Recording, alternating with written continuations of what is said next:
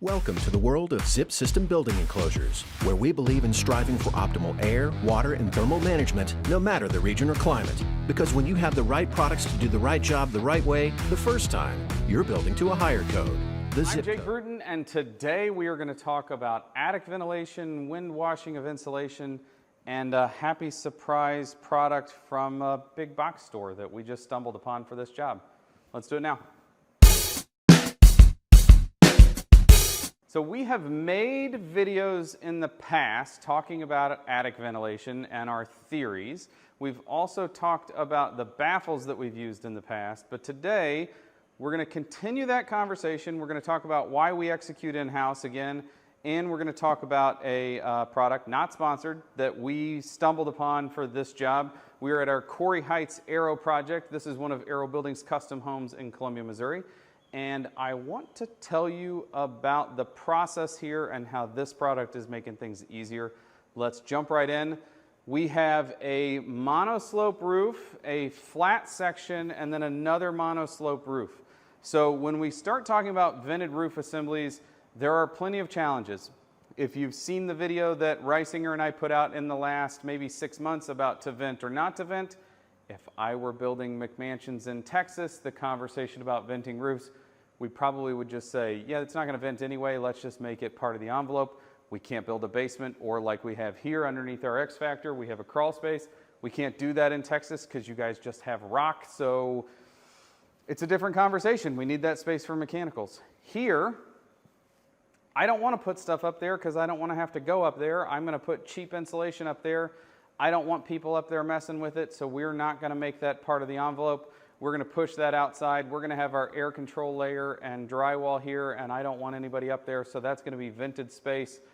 I want that space to be untouched from now on. I want it to be non-service. I don't want anything up there that I have to deal with. So in our instance, we are going to have insulation up there, and we're going to have our plumbing vents and our radon vent. Nothing else will be up there besides structure.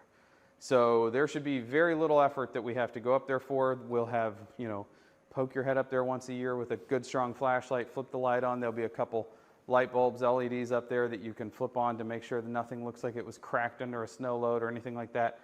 So there should be no reason for you to have to traipse to the other end of the attic just to inspect things. So we need this to be a permanent solution where we don't have to be up there. So we're solving for ventilation on this monoslope. We don't have ridge vent. What we have is we have soffit vent and soffit vent.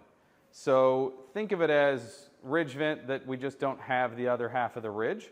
And it will vent. We've proven this. We've actually done a fog test. If you followed the Hilltop House, the original build show build that Steve Basic and I did together here on the channel, we fog tested, and we actually got a 112 to vent even in a monoslope application like this. So we know it does work, especially in our climate zone 4A here in Columbia, Missouri. So all we have to do is make sure that we are venting all the way across, top to bottom. And the challenge of venting from this lower soffit, the only real thing that we're worried about, I guess I should say, is wind washing of insulation that will challenge that assembly. So when we talk about wind washing, we have our top plate assembly, and then we have air permeable insulation because we're cheap when we start talking about above our air control layer. We don't want to put expensive insulation up there. We want to put as much cheap insulation as we can fill because we have all the space in the world. That cheap insulation is air permeable. In this instance, it's going to be blown in cellulose. It could be blown in mineral wool. It could be blown in wood fiber. It could be any number of those sorts of things. But air permeable means air will move through it.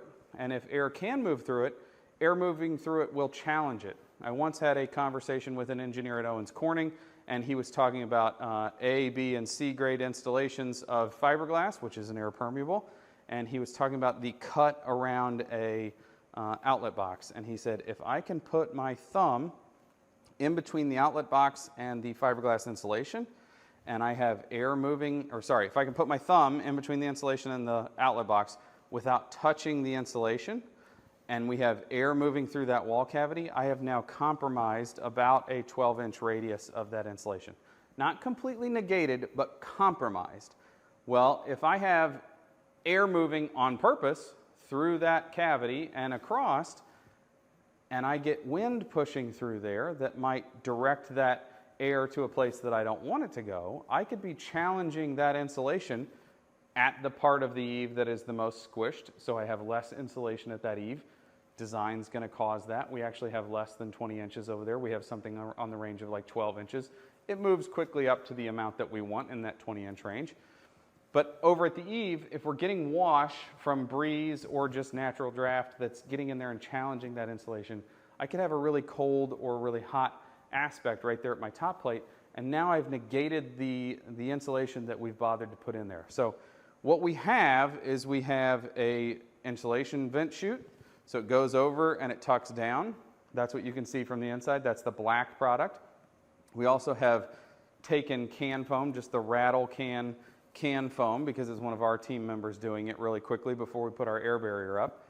And we've gone around the larger cracks and just like held that in place, and we've stapled it as well. On the back side of that, we actually also put in a piece of the Zip R. So we're bumping that R9 continuous insulation on the outside. It's taped to try to stop that, and then it only goes up to the bottom of that 2x4 top cord of the truss, and so we also are pushing it up a little bit higher with the vent chutes, or the baffles, if you will. This baffle holds down off of the roof sheathing by 1 inch, and then that thing travels up well beyond what our 20-inch minimum of our insulation is. So now we have kind of an air-sealed, airtight assembly to get us all the way up past where our insulation is going to stop. That means any breeze that comes in there, we have a combination of zip and zip tape at the bottom of that connection at the top plate, and then on the verticals we don't actually have anything except for the vent baffle and the can foam. Nothing's going to get penetrating into there to then wash on our insulation. Also, in extreme situations, I had a 1965 ranch before the house that I live in now. When I did some renovation work, I pulled a piece of the wood soffit down that had vent chutes cut, or vent perforations cut into it to promote drying and airflow, and the breeze had actually pushed the insulation back. So it had not just wind washed and compromised the insulation, it had actually moved it back by about 6 or 8 inches. So I had little sections on top of my ceiling that were about the size of like if someone had bounced a basketball and caused the insulation to just poof away.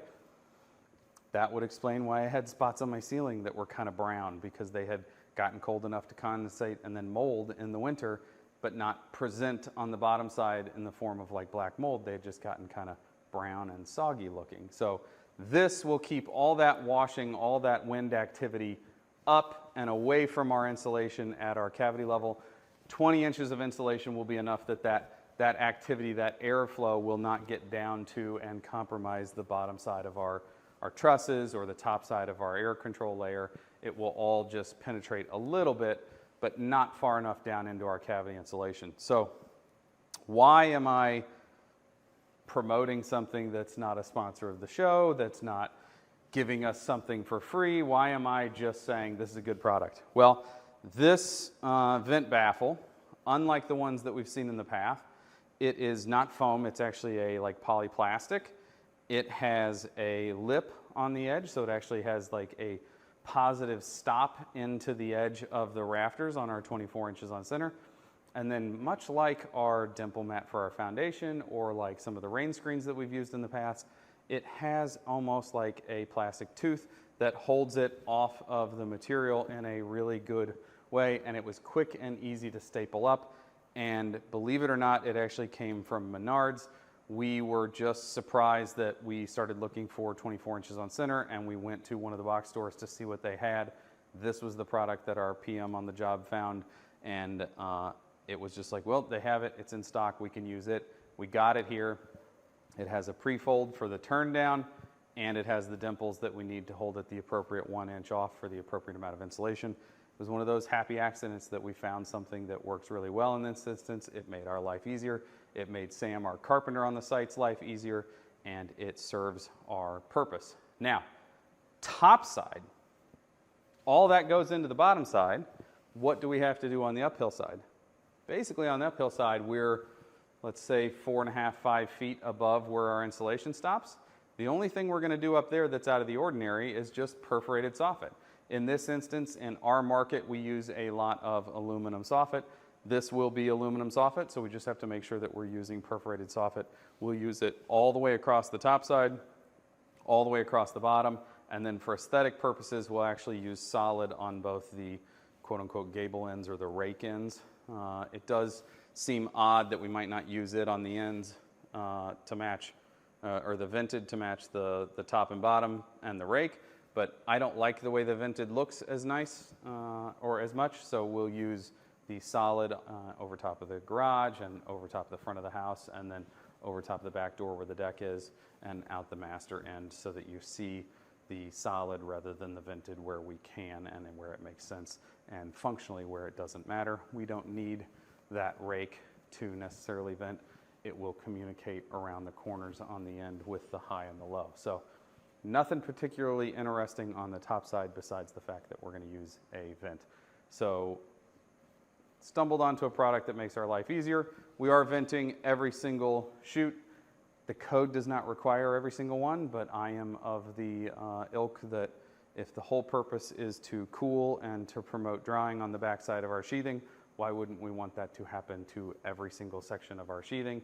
And for a product that is dirt cheap and quick and easy to install, it's a waste of time to not just go ahead and do it, especially when we're only talking about a 2,800 square foot house. So there you go. Till next time, don't forget that you can catch the Unbuild It podcast a day early here on The Build Show. That is the first and third Wednesday of the month.